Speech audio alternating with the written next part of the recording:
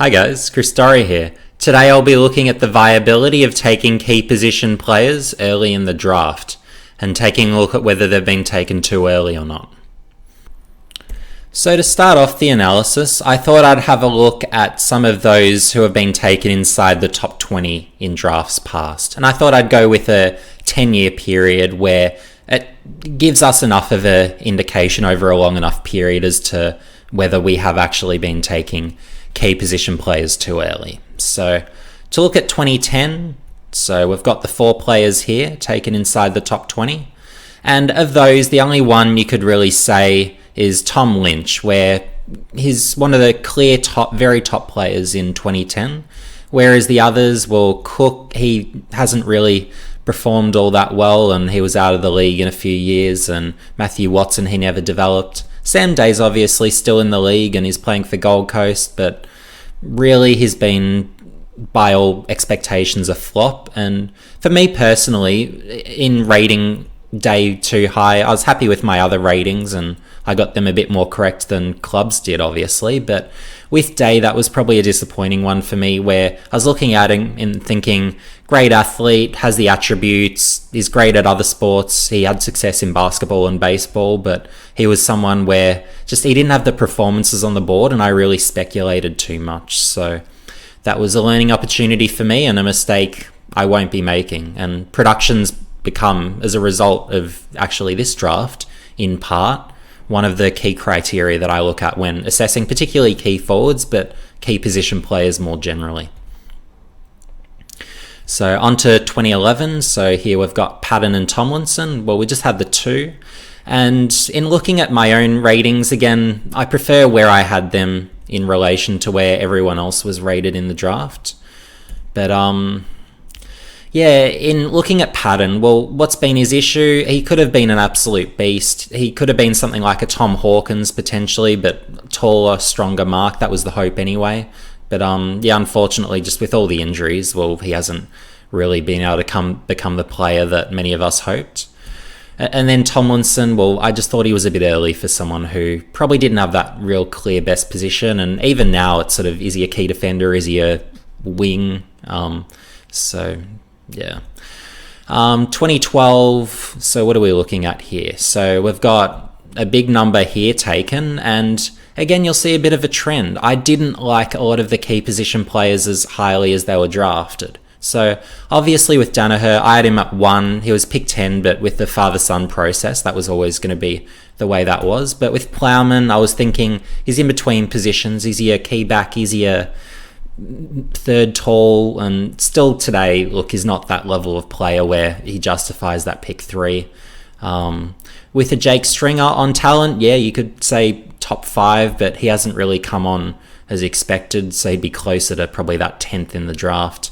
And you've got Jackson Core. So Core, for me, he's just a bit of a bland defender where he can get stops, but he's not someone who necessarily intercepts or rebounds enough where I would have felt comfortable picking him in the top 15. And you've got Jax, who he was out of the league in a few years, and look, he showed some attributes. He could intercept, good kick, good skills, but yeah, just unfortunately probably a few too many again taken a bit earlier. And if you were to look through these first players taken, well, in the majority of cases, other really than Lynch, other than, I guess, Danaher by, I guess, necessity out of him being a father-son, well, they're really the only instances where, and also Day, which was a mistake on my part, they're the only instances where I've necessarily rated key position players as high as clubs.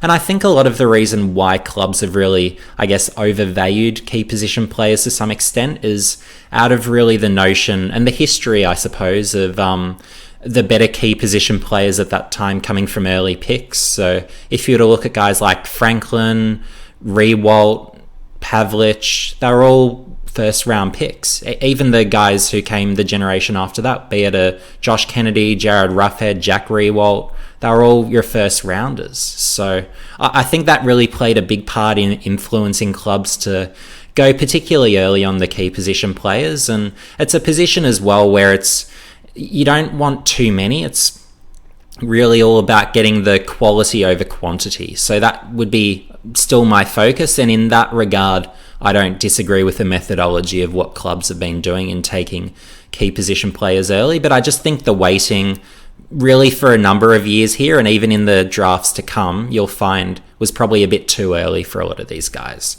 So 2013, so let's highlight these ones. So here we had Tom Boyd. So again, all these guys I rated a tiny bit lower, but the, I guess, real standouts that were rated radically different. So you've got Apnis and you've got Leslie, where I just didn't think they were AFL talents, and ultimately I was proven correct. But yeah, for me, it's just they hadn't really done enough, didn't necessarily have the attributes. They just didn't appeal to me as prospects, and I just thought there were better options, and I didn't really see a path towards them becoming best 22 players for a team. And ultimately, that's what I want with key position players. If I don't think they'll be clear best 22 players, well, I don't think you should be wasting your time on them. So, but of course, everyone's, I guess, views on prospects will be different, and that was just mine at the time on these prospects. On to 2014, so you've got Paddy McCartan, Marchbank and Wright. So Wright, well, I rated about the same, but then of course McCartan I rated quite a bit lower, and then Marchbank I rated quite a bit lower. And again, I actually think my key position analysis during really this whole period of time was actually on average quite a bit stronger than AFL clubs. And these should actually read 2014. But yeah, with McCartan, well, for me it was a no-brainer that the likes of you had the likes of Petraka, you had Angus Brayshaw, who looked really good at the time, the likes of Isaac Heaney, I thought were all better. Darcy Moore, I thought probably had a bit more upside. And with McCartan, of course, it's not all his fault that he hasn't really kicked on, where you've had all the concussion issues, and he's also had his own health issues where getting drafted, I believe he has diabetes, so that's a really limiting factor and makes it really hard to manage his AFL career. So and then you've also got here, you've got Jake Lever. So I thought he was at least the 10th best, and I still maintain he's a top 10 player in that draft. And then Sam Durden, well, he's just been delisted. He hasn't made it either. So yeah, this was the 2014 group. And it's interesting seeing all these pick ones. So you had the likes of Patton, you had the likes of Boyd, and the likes of McCartan, where they aren't necessarily guys who, in hindsight, you certainly wouldn't pick one, but there's been good reasons why it hasn't worked. So McCartan, obviously concussion.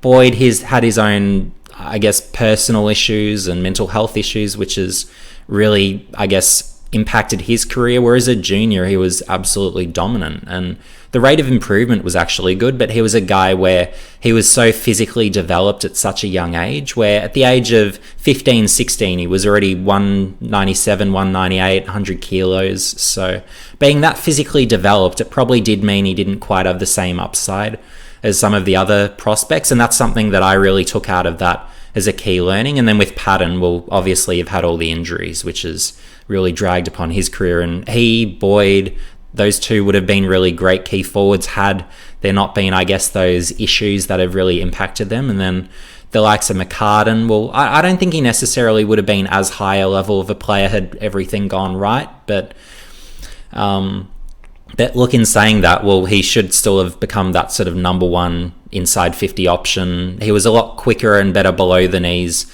as a junior than it really turned out that he became at AFL level. So that was one of the interesting quirks with him. But yeah, moving on to the next players. So let's move on to 2015. And again, here you'll see a bit of a trend towards, I haven't necessarily rated key position players as highly as clubs. And again, I believe it's along the lines of, well, clubs are really putting that priority on taking key position players early, making sure they get the good ones when they really need it. And I think they've really overcompensated quite a lot. And you see it in some of these numbers where Wiedemann, I didn't see him as a top 20 player. And then I'm getting into a few of my mistakes here as well. But McKay, Curnow, I believe they've become a lot better than their picks here. Where Curnow, I was thinking a bit in between position, I wasn't too optimistic. And then the likes of a McKay here, where I was thinking, well, he's tall, but he doesn't have the production on the board. He was a late year birthday, and that's really allowed him to come on. So that's something I really look at from an upside perspective now. And with the likes of a Kerno, well, a bit like some might have learnt from Jack Darling being a shorter sort of key forward as well, you don't necessarily have to be that super tall key forward to be great. And even to a lesser extent, Jake Stringer as well, who had an All-Australian season. But one I rated higher, so I thought Eric Hipwood would be a little better than clubs thought. And yeah, my view still is probably a top 10-ish sort of quality pick.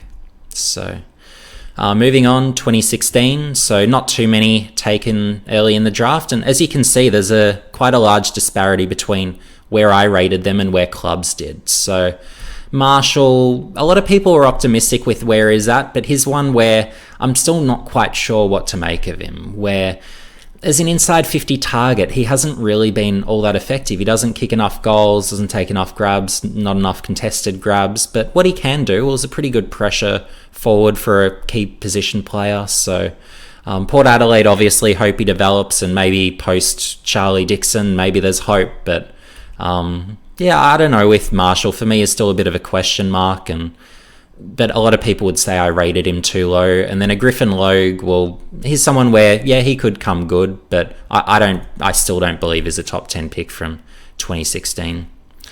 So 2017. So here's a few. Again, I had some different ratings. Norton, I thought he was taken a bit later than he should have been, but not by a lot. But in hindsight, of course, I'd rate Norton much higher than I did here.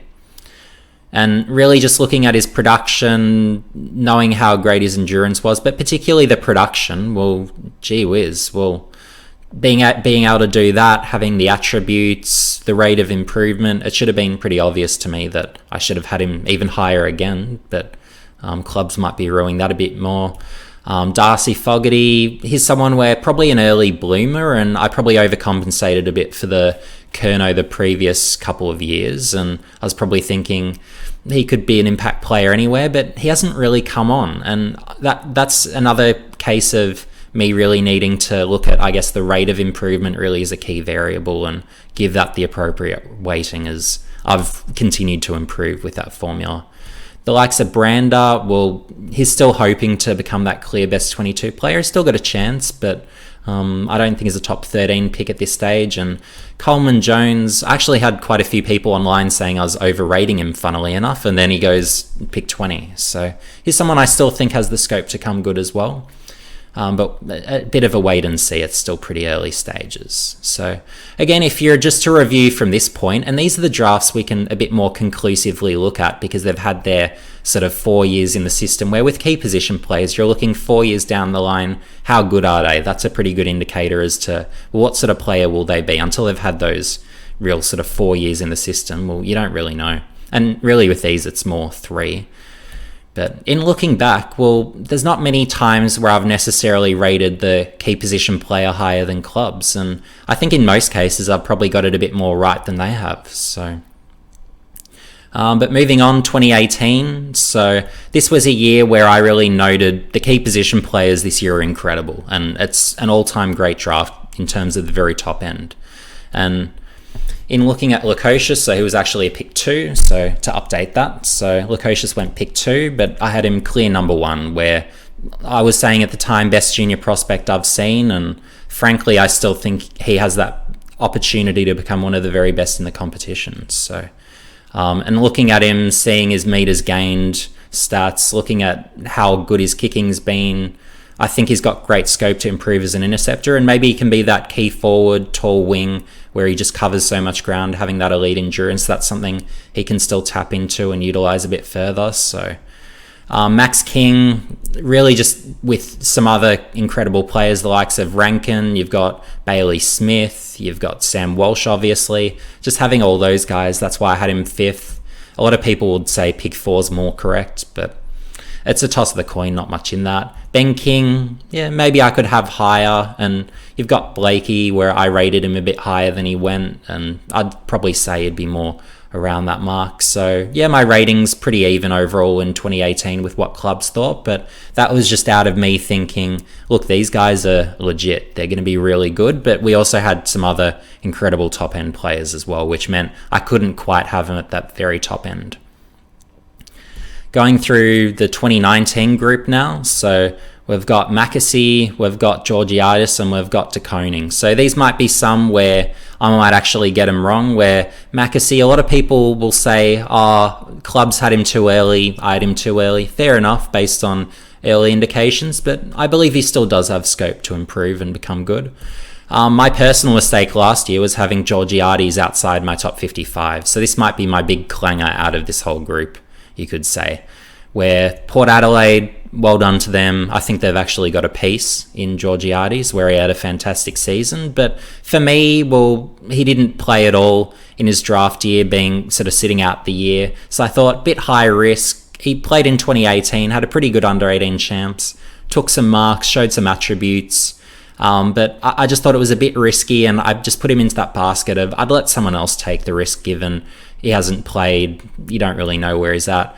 And Sam de Koning, well, I didn't think his play was at all strong, but the only reason I included him even in my top 40 was just the rate of growth, how tall he was growing, and the rate at which he was growing. I thought that's a great indicator of growth, even though he's not at a level where he'd get anywhere close to playing AFL games for at least really 3 years. Well, he's someone where if he's still growing, well, his body's going to physically develop, his play will improve. So he does have scope to improve. So here's another where I could, well, end up with some egg on my face.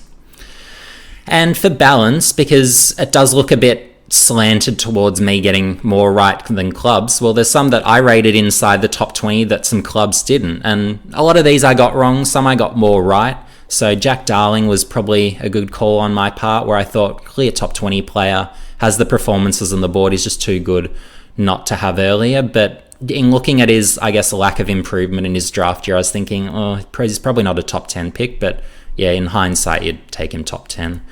But here's one of the big clangers for me. Well, you've got Waylon Manson, where he went undrafted. So, but he was someone where in his draft year, in watching him, well, he played so much like what Jamarra Ugle-Hagan plays like.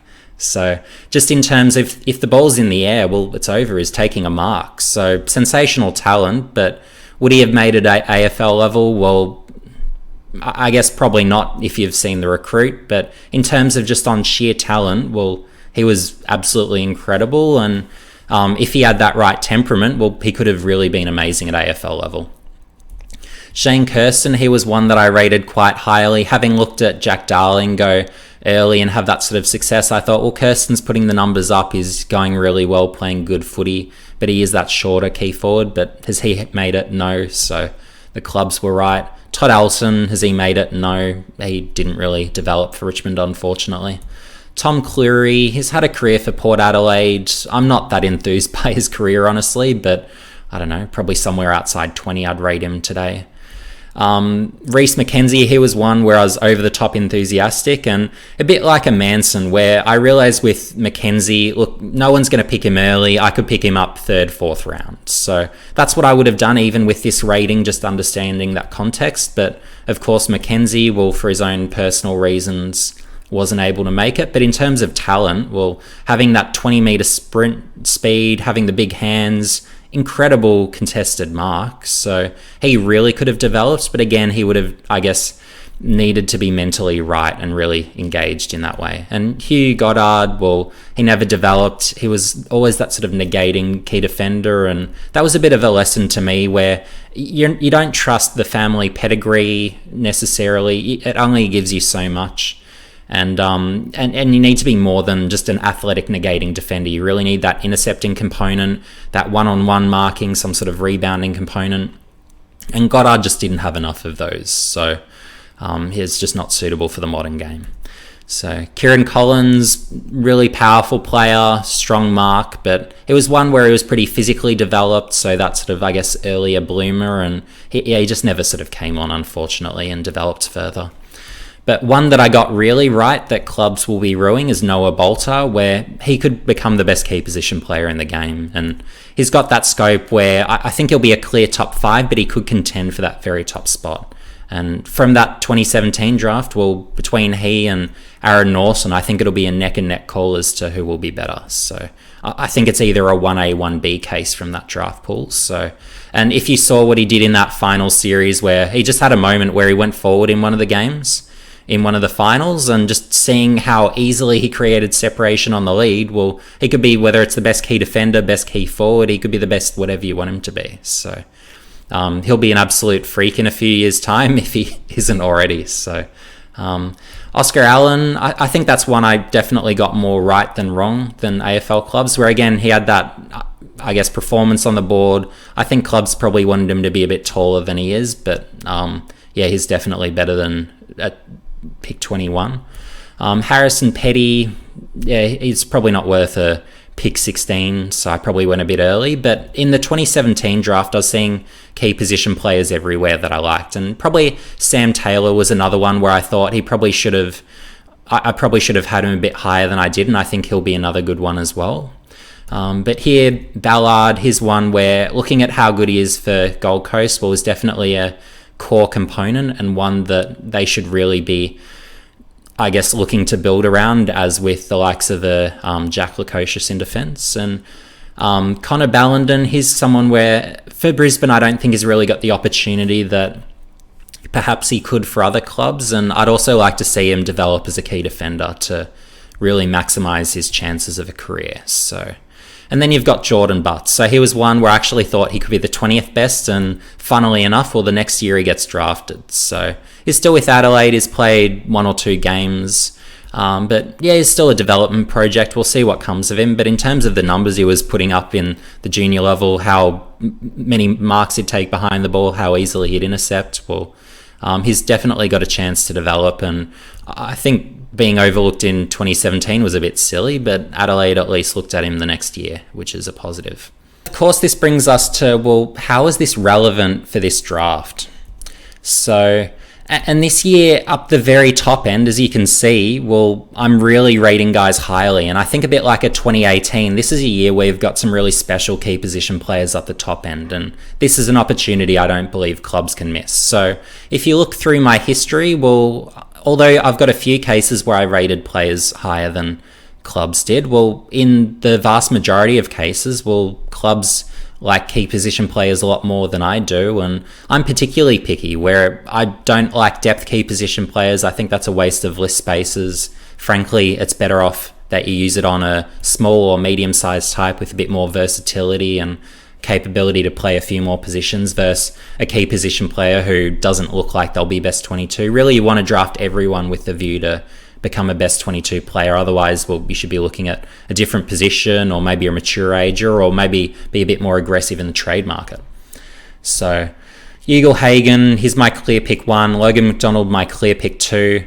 I actually think Adelaide, based on what I've heard to date, will be favouring Tilthorpe, but I think that'll prove a mistake, where I think he'll be a really good key forward, but I don't think he'll be that generational player that a Ugle-Hagan or a Logan McDonald could be. Using my personal opinion, well, I think the likes of Ugle-Hagan, Logan McDonald, they're really going to be competing with the likes of a Max King, a Ben King for that title as best key forward in the competition. So that'll be something to watch for as a future narrative 4 or 5 years down the line. Others, Denver Granger Barris, he's one where I believe that clubs are probably going to take him a bit earlier than I certainly would be. Where, although he had that great match against Logan McDonald in the Waffle at league level, where he had that match up in the third quarter and it seemed like he won every one-on-one contest and stopped McDonald from having any impact and frankly got him frustrated. Well, I'm looking at a guy who's probably by position. His height's fine, but I think he's just a bit too skinny by position. And if he puts on too much muscle, he might lose some athleticism. I'm just not sure. Where is he a definite key defender? Is he maybe a third tall at AFL level? I just have to see how that develops. So I wouldn't be quite as overconfident in saying Granger Barris is that clear top 5 pick, which it feels like clubs are believing him to be. So Zach Reid, here's another where I think clubs are going to go a bit too early on him. We're looking at a key position height ruckman, a ruck height key position player, whereas that 202-ish sort of centimetre key defender, he can play some ruck. And look, he's a good athlete, but here's another where a bit like a Georgiades last year, and maybe I haven't learnt my lesson from that, but I'd just like to see, I guess, that draft year production behind him and that rate of improvement, where without seeing him in his draft year, well, I can't give him the tick for the rate of improvement or production. So for me, it's just a bit too speculative to take him that early. So that's something to watch. You've got Heath Chapman. You could almost fit him in the same basket as a Denver Granger Barras, where is he a true key defender? Is he maybe more of a Grant Birchall, tall rebounding type? I think he might be more on the latter, which is why I don't have him in the higher end. I'll probably have him closer to 14 than I will 6. But yeah, I think clubs might take him maybe a tiny bit later than I would, where I think just in terms of how well he's been intercepting, rebounding, I think he's a real piece at AFL level, regardless of whether he's a key defender or not. You've got a Nick Cox, where again he's an athletic type, 198, 199 centimetre. He actually has the skills almost of a midfielder, so that's something that is making him quite appealing, and I think he could be a tall wing. Maybe he could play key forward, maybe he can develop into that. He's still pretty skinny, but a bit like a Zach Reed, so playing obviously as a NAB League player, so Victorian, and without any footy behind him, well, there's no rate of improvement to sort of, I guess, track to see how much has improved, which again, key variable you can't do without it. And same with production. Well, his production last year, same with Reed, numbers just too low for me to really be able to justify taking in the first round. Where second round, yeah, maybe I could speculate if there isn't someone where I think they're a sure thing by position, but yeah, with Cox as with Reed, they're the guys where I'd say I'd just let another club take them, where they'll be a bit higher on him. I'll take someone I'm a bit more certain in. And that's where Jackson Callow comes in, where I'm thinking clubs might overlook him, and if they do take him, it'll be in the later part of the draft, where he's a big 100+ kilo guy. But I think clubs are missing a little bit with him, and a little bit in terms of the nuances of it. So he's proven he's a really good key forward, but this year he's even gone key back, and maybe there's a hint of a Jeremy McGovern, where behind the ball maybe he can become that powerful contested marking, intercept marking beast. So that could be something where that could be a potential vision for him. But even as a forward, I've actually thought his smarts have been underrated, where he's very agile, good at ground level, just finds a way to get out the back and get easy goals. So I think he's a cleverer player than people are taking note. A lot of people are just thinking of him as a big marking target, not much more to him. Maybe his upside's a bit limited given how physically developed he is, and part of that's true, but just on performances on the board, looking at his attributes, even though he might not necessarily have that same, I guess, future projected rate of improvement, I think there's enough to him where, although I wouldn't necessarily take him this high because I think he'll probably be there in the third round, well, I'd take him early third, maybe even late second if I really wanted to guarantee getting him, but he's someone where I'd be very comfortable drafting a Callow.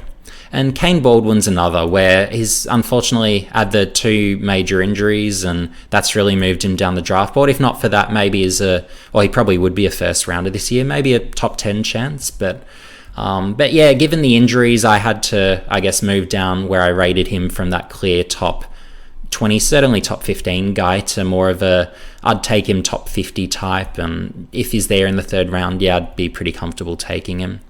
And that takes me pretty clearly into how do I evaluate key position players? What should clubs really be looking at, and how on earth is it that I'm, on average, probably outdoing how clubs are performing if you actually look through the names and have a look at how they've actually performed? So with key forwards, my formula has been the same for quite a number of years, and I haven't really had to do too much in terms of tweaking. So it's really, there's 3, I guess, key categories that you want them to be, I guess, as strong as possible. So I really want high production, so goals, contested marks, marks inside 50s, marks, disposals. The more of those you're getting high numbers of, well, that's a pretty good indicator that they can play. Rate of improvement, so half of it is giving consideration to the rate of improvement their numbers are going up, and the other half is looking at, well, their height and weight. So if they've grown 7 centimeters in their draft year, well, gosh, they should absolutely be pretty high on that draft board. Whereas if they haven't grown at all, if they're 100 kilos at age 15 or 16 and they're still that same height, well, perhaps for that height and growth category, even if their numbers are improving, like say a Tom Boyd, well, I can only give half of a mark for that. And that's sort of the adjustment I've made over the years, where it's really giving it that even sort of half mark. And then you've got points of difference. So points of difference could be anything. These are just some examples where they could be dominant aerially, as with a Ugle-Hagan this year. They could be great one-on-one, contested marks, ground level players. In terms of athleticism, I don't care how they test. To me, testing results don't matter at all. It's really how they apply their athleticism in games. So does that athleticism actually get used in a game in a productive way? So if they jump, does it allow them to be a really good aerial threat? If they're quick, well, does that mean they're able to create separation effortlessly on the lead? So things like that. That's what really matters with athleticism. It's not how well they test, doesn't matter at all.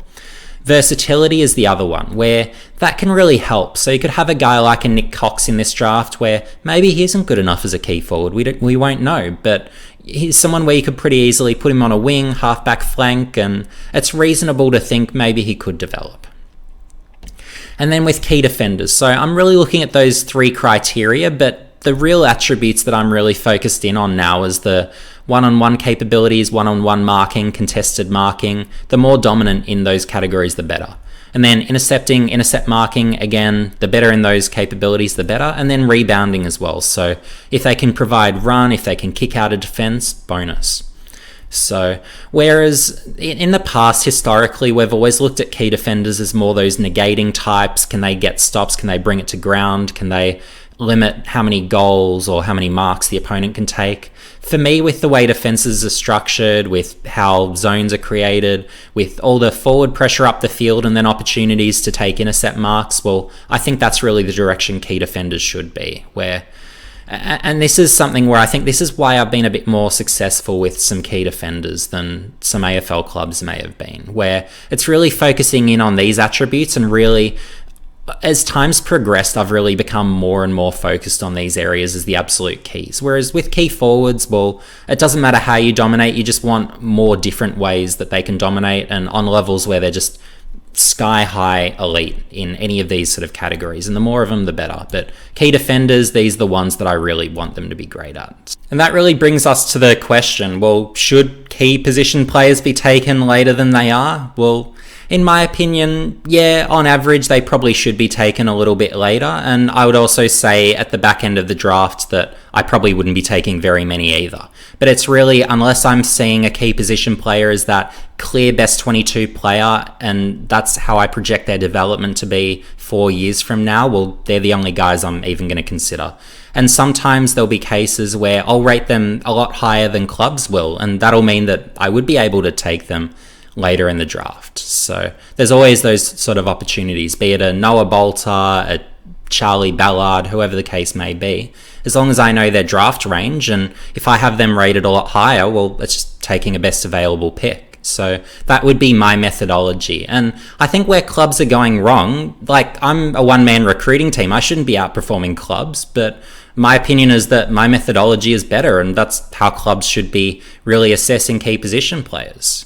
More so than, I guess, really focusing on taking them early. And one mistake I've seen with recruiters such as Stephen Silvani is one example, where be it at GWS with all the key position players he stockpiled over the years, or with Carlton more recently, well, you can really get an unbalanced list, which isn't particularly productive or conducive to winning, where it just leaves you with all these holes in different positions around the field, where what you really want is you want ideally the least possible number of really great key position players, and then you just want to fill the list with other players with real good chances of being best 22 players. So forget depth, just really go for those clear cut, these guys are going to be really good key position players. So that's how I look at it, and that's how with key position players, I guess I get less misses than AFL clubs do. Thanks for watching, guys, and make sure you like, subscribe, and hit the notification bell for future updates. And let me know in the comments section below, are my recruiting decisions better than some of the clubs? Is my methodology better? Should we be taking key position players later than we are, or should we be taking less overall, as I believe should also be the case? What's your opinion with key position players? And also let me know which key position players should go where in this year's draft. Are my views in terms of where I rate them right, or do you prefer where clubs are evaluating each of them? Anyway, see you in the next video.